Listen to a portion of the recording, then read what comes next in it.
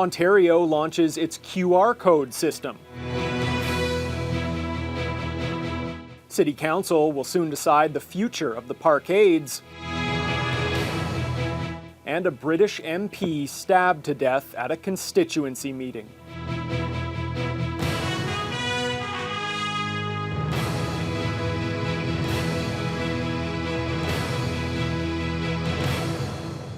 Good evening and thank you for joining us. I'm Catalina Gillies. And I'm Ryan Bonazzo. Ontario has launched its long-awaited app and QR code system, the next phase in the vaccine certificate program. The digital proof of COVID-19 vaccination is now available for many Ontarians, and it will be available to everyone by Sunday. Colin DeMello has details on that and more from Queen's Park. 1 week before it's set to take effect, the digital vaccine passport is now ready to download. Your double dose information embedded in a single QR code. Together, the enhanced certificate and Verify Ontario app will make it easier and more secure for Ontarians to show their proof of vaccine. Beginning October 22nd, the code will allow fully vaccinated people to access non-essential businesses like restaurants or gyms. But a segment of the population will not have a QR code next week. The province says those with medical exemptions will have to use paper receipts instead as the province sorts out verification. We can only put information into the QR code that's already in the COVAX system, and the medical exemptions aren't in the COVAX system yet. And that's not the only QR code caveat. The province isn't forcing anyone to use the QR code system and says paper receipts will still be accepted, which critics argue is a gaping loophole. All of this just shows is that Doug Ford didn't want to do this in the first place. It took far too long to put in place. And at this point, it continues to be inadequate and sloppy. The proof of vaccination program was supposed to be a way of keeping business open during a fourth wave. But the province is indicating restrictions on bars and restaurants that limit capacity could last for another 7 to 14 days. For 2 more weeks. Hang on it for 2 more weeks. How much longer do we have to hear that? I'm beyond disappointed at this point. It's heartbreaking. The Premier says his heart breaks as well, but he isn't backing down. We're going to get to the restaurants. We're going to be rolling out a comprehensive plan, one that will withstand the test of time, and I'm not going to rush it. What is also not being rushed, mandatory vaccinations in Ontario. Today, the Premier sent a letter to the CEOs of provincial hospitals asking them for feedback on mandatory vaccinations for healthcare workers. The Premier tried to determine the potential impact. It's easy to go out there and say, fire everyone. That's an easy solution. People have to look at the ramifications down the road. Where are we going to be in 2 or 3 months? When they're short tens of thousands of people, and all I'm saying is, what are the ramifications in your hospital? It is a major shift in tone for a government that has resisted vaccine mandates so far. The president of the local Chamber of Commerce is underwhelmed by the new QR code system. She's particularly concerned about limitations of the new Verify Ontario app that businesses use to check those codes, saying it likely won't speed up the process at the door. I'm not sure how much it's going to help to add efficiency to the process. Chamber of Commerce President Charlotte Robinson is happy that Ontario finally has a QR code, minimizing the worry from business owners and employees about spotting fake paper certificates. But she's disappointed in the Verify Ontario app that's now available for businesses, as it does nothing more than scan the code itself. You'll still need to show your ID. You'll still need to, provide your contact information for contact tracing. You'll still need to go through the screening. So, we would have hoped that some of those pieces would have been integrated into something that would make it faster to get customers into the business. Robinson is also concerned that the app doesn't recognize QR codes from Manitoba. She says that could lead to confrontations with visitors from the neighboring province who may simply assume their code will work here. It will not show those as acceptable. So we are very close to the Manitoba border. That is a very big concern based on the amount of traffic between Winnipeg area and Thunder Bay and across the Northwest. And we certainly hope that that will be something that can be addressed quickly. Robinson says she hasn't heard about any significant incidents since the province first implemented the vaccine certificates last month, and she hopes that will continue despite these new bumps in the process. The Thunder Bay District Health Unit is reporting one new COVID-19 case today. It comes from the Thunder Bay area, and the exposure source is still unknown at this time. There are now 2 active cases across the district. The Northwestern Health Unit also has one new case today in the Rainy River District. There are now 3 active cases in the NWHU catchment area. An outbreak of a respiratory illness has been declared at the Pioneer Ridge Long-Term Care Home. The outbreak applies only to the home's Plaza 1 area, according to the Thunder Bay District Health Unit. That means all admissions, transfers, discharges, and social activities will be canceled until further notice, while visitors are restricted to family and caregivers only. Thunder Bay City Council will finally vote on Aldo Roberto's motion to divest the city's 2 parkades, now that administration has brought forward additional information. The at-large councillor claims now is the best opportunity to sell the waterfront and Victoriaville parkades. In September, councillors pushed back a vote on the issue, saying they needed more information. Now administration has provided a more detailed report on the money-losing facilities and the financial implications of selling them off. Administration continues to say it's not in the city's best interest and is recommending council keep the structures while the downtown cores are retooled. We're looking to come out of COVID and do a lot of renewal work in the downtowns. So there's, a large part of supporting the downtowns is providing parking. So council will hear that, and ultimately they'll decide if the deficit that the parkades operate at is good value for money. Administration also warns that a private investor could raise parking costs or scrap the structures entirely, creating a parking shortage. Council will debate Roberto's motion on Monday night. Thunder Bay Police have arrested a 22-year-old Hercote, Ontario man in connection with a recent assault in the city's north end. The incident sent a 20-year-old victim to hospital with serious injuries on September 30th. Police say the accused surrendered himself at police headquarters Friday morning following an investigation by the Major Crimes Unit. He remains in custody ahead of a future court date. The owner of a Terrace Bay pulp and paper mill has been fined for workplace safety violations over a 2019 incident that injured an employee. The worker became caught between 2 rotating rolls on the machine before a coworker was able to hit an emergency stop and free them. Justice of the Peace Bernard Caron found the company failed to properly equip the machine with safeguards to prevent the worker's injuries. Ontario's Ministry of Labour has fined mill operator AV Terrace Bay Incorporated $80,000, along with a 25% victim surcharge. The company behind a major mining project near Marathon hosted a public information session in Thunder Bay last night. Generation Mining is hoping to begin construction next year on an open pit mine for platinum, palladium, and copper. Jonathan Wilson reports. More than 100 people turned out to the Victoria Inn to learn more about the platinum group metals mine being built by Generation Mining.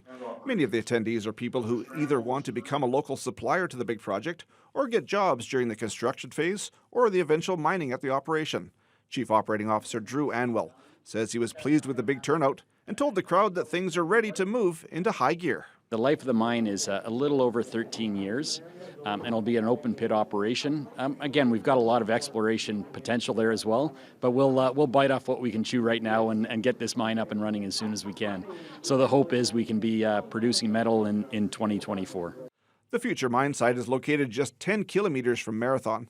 Anwell says the company has been working closely with town officials and the Pick River First Nation, and they're now in the pre-construction phase, finalizing their environmental permitting and getting ready to break ground on the rich deposit, which contains palladium, copper, and platinum, along with some gold and silver. We're in the pre-construction phase of the project. We finished the feasibility study earlier this year, which was pretty robust.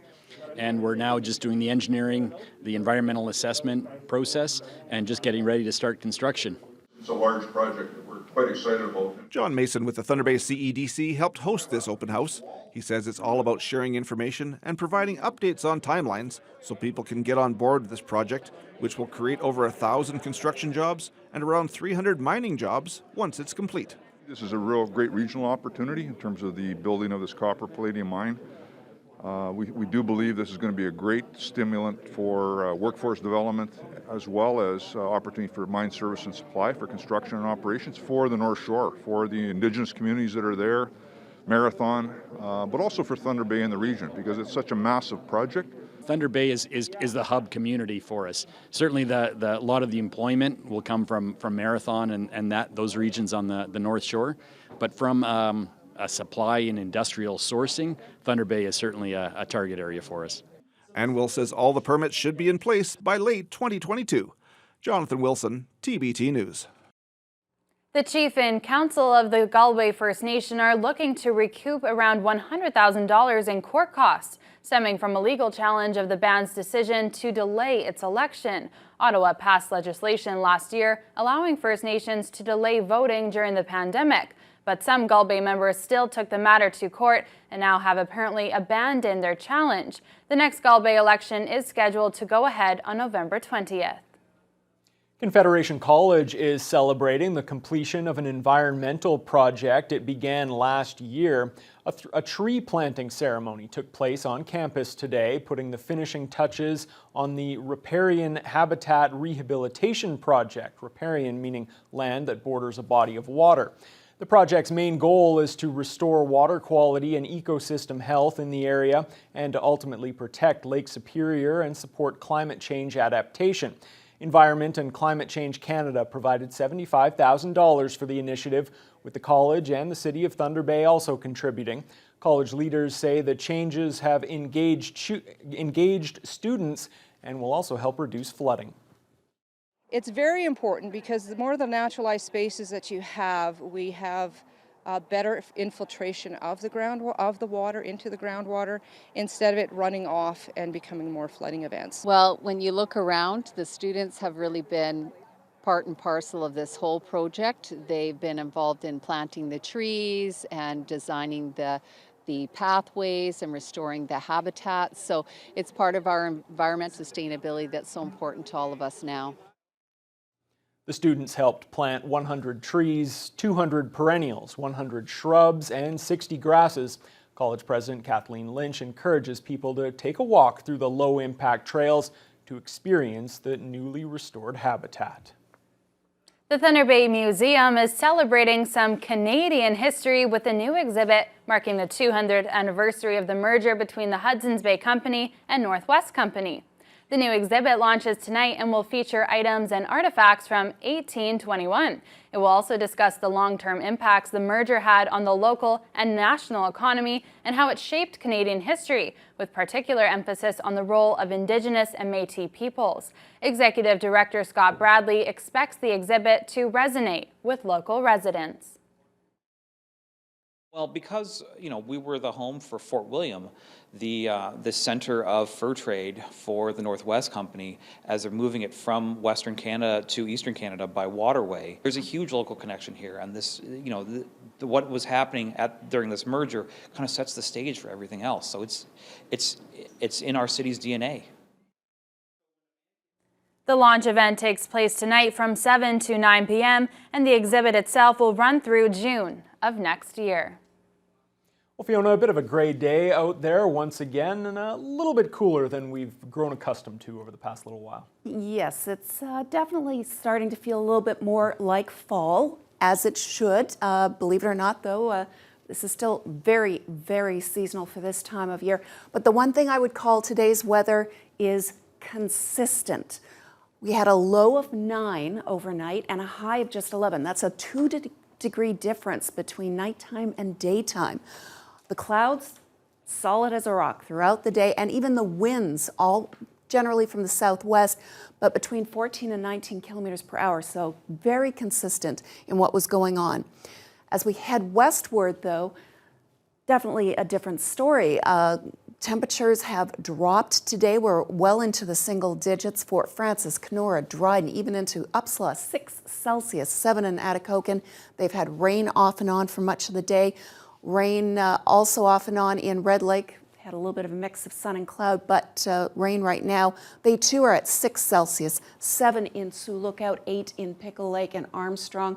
It isn't until you head eastward into Greenstone that we're back in the double digits at 10 under mostly cloudy skies. Marathon matching those temperatures, and Sault Ste. Marie. Well, they had some sunshine during the day and a little bit warmer. They're currently at 15, but it's just been in the last hour the showers have moved in. Here in the city of Thunder Bay, we are going to drop down to a low of 7, so the overnight lows continue to stay well above normal, well above the freezing mark for this time of year, but those clouds are going to linger. Now, for Saturday, the cool temperatures are going to be what people are talking about. There's a little bit of a risk of showers, not a lot. The majority of it is actually to the north, but it's those cooler temperatures. Here's the good news if you're not quite ready to embrace fall just yet. There is milder air behind it. So the second half of the weekend is actually looking pretty good. I'll have more details later on in the news hour. Okay, thanks a lot, Fiona. Well, some shocking news coming out of the UK today. An MP there has died after he was stabbed several times during a constituency meeting in the middle of the day. We'll have details after the break. We've lost today a fine public servant and a much-loved friend and colleague.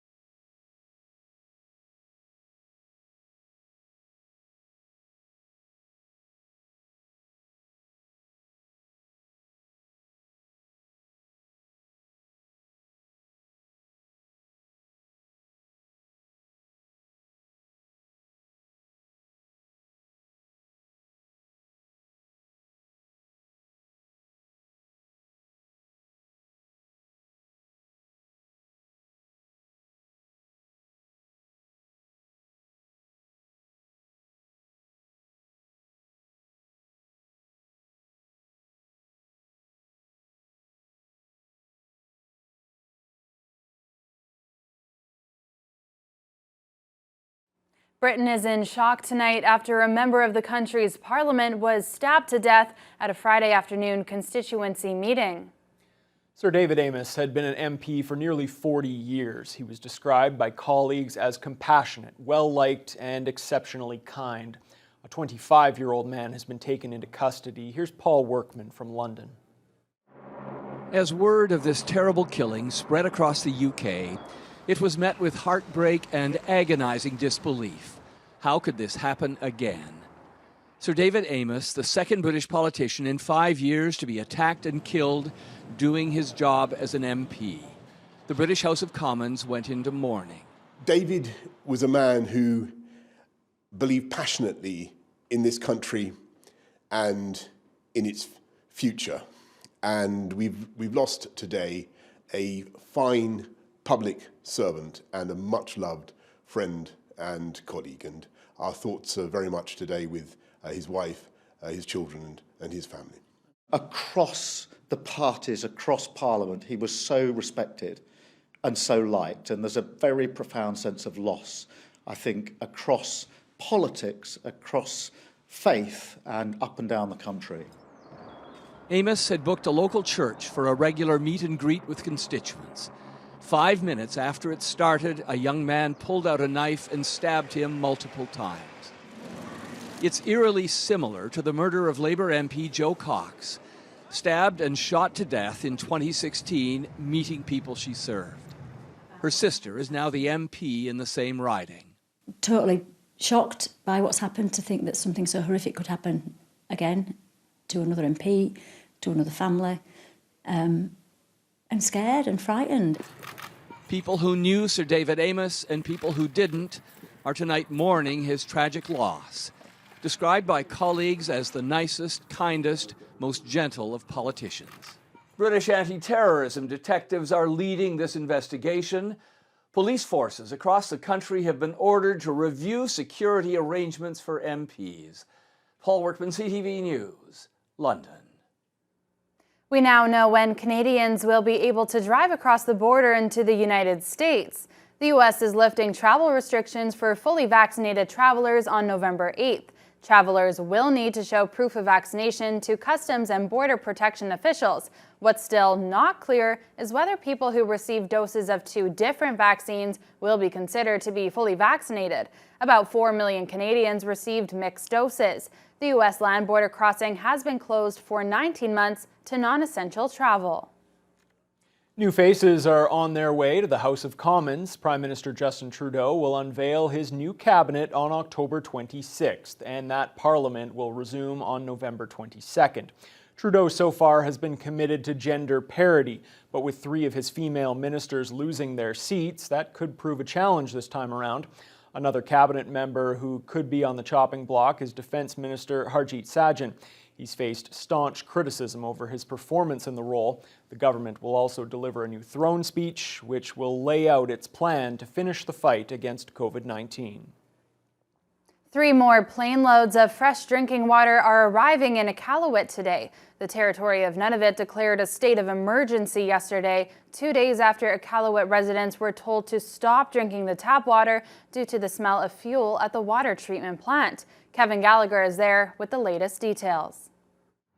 Well, there certainly it appeared to be a cargo plane that had come in and landed at the airport. Not a lot of planes come in here in Iqaluit, so it's a good bet that's one of them. But we're still waiting for confirmation from authorities here. But that is certainly the pledge here, that about 80,000 liters of bottled water will arrive in 3 different shipments here today. There's also a local mining company that's saying it will donate 15,000 liters of bottled water for the community of Iqaluit. Of course, this is a real difficult time for a lot of people. There's a lot of uncertainty about how long this will last and exactly what went wrong with the water treatment facility, that the tap water is simply, not drinkable, not consumable because of this diesel smell, this gasoline smell that, city workers said when they opened up the containment tank smelled like petroleum products, or petroleum hydrocarbons is the technical term they're going with. But, a difficult time, Apparently, there's some bottled water back in the stores, but that had sold out really quickly at pretty high prices. So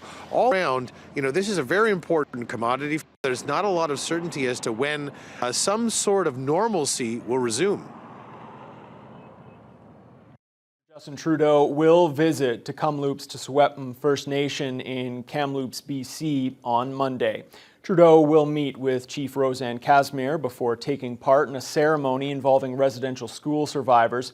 Community members and First Nations leadership will be in attendance. The remains of 215 children were found buried on the site of a former residential school in Kamloops back in May. We heard earlier about Ontario's new digital proof of vaccination, but it seems some of the old PDF documents that the province had been using have allowed people in Quebec to cheat the system. Stéphane Giroux explains. CTV has learned that possibly hundreds of people in recent days obtained fake vaccination documents from Ontario and successfully used them to get an official Quebec vaccination passport. We obtained some of those fake documents. A forensic expert confirmed that Ontario's proof of vaccines are easy to falsify.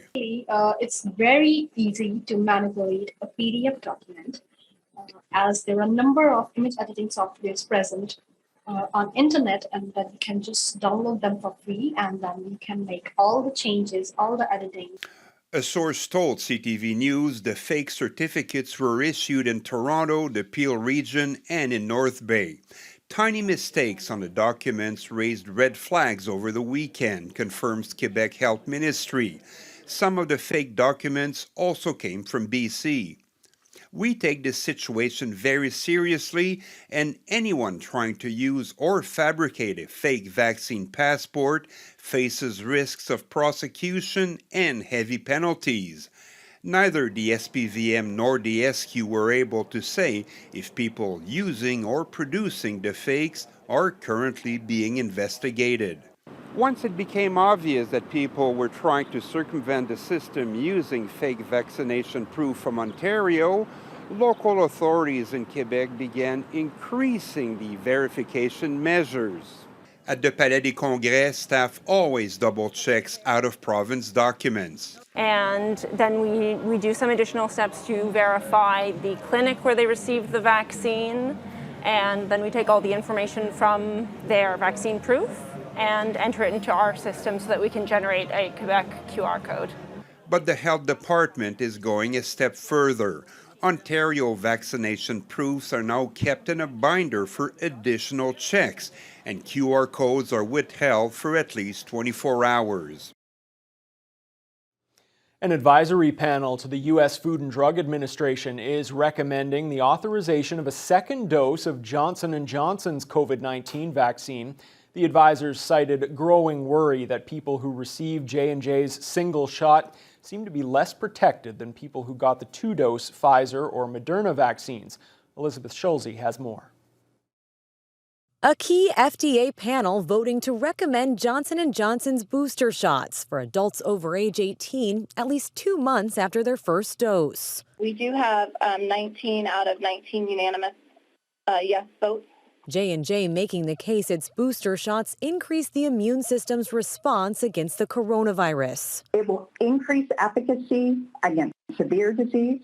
It will increase efficacy against all symptomatic COVID. The same FDA advisory panel unanimously voted Thursday to recommend Moderna boosters at half the dose 6 months after the first shots for anyone above age 65, 18 and older with underlying conditions, and those at high risk of exposure to the virus at work. The FDA and CDC still need to approve the advisory